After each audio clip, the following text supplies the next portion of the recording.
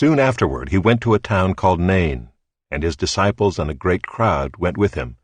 As he drew near to the gate of the town, behold, a man who had died was being carried out, the only son of his mother, and she was a widow, and a considerable crowd from the town was with her.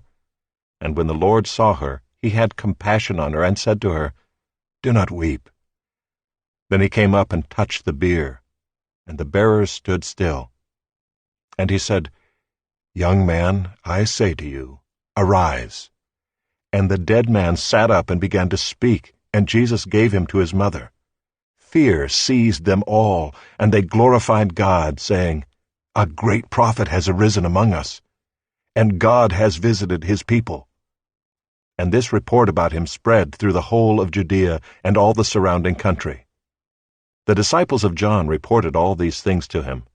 And John, calling 2 of his disciples to him, sent them to the Lord, saying, "Are you the one who is to come, or shall we look for another?"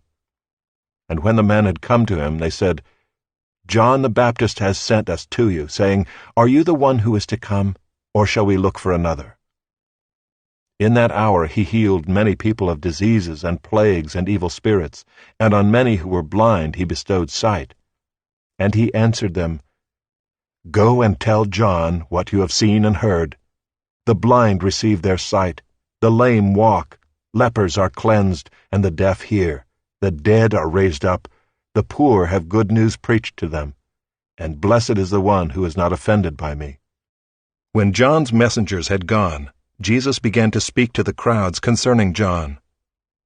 "What did you go out into the wilderness to see? A reed shaken by the wind? What then did you go out to see?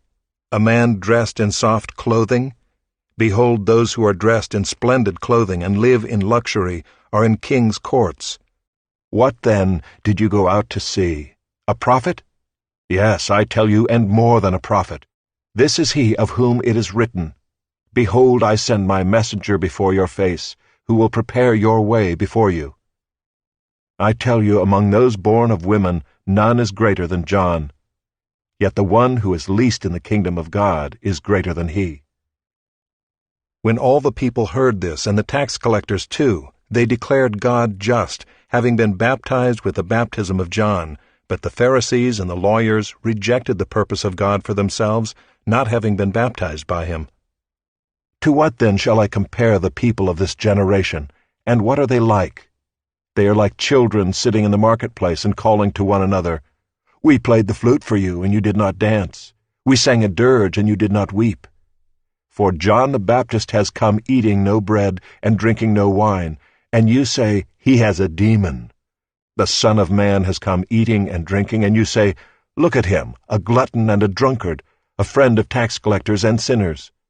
Yet wisdom is justified by all her children.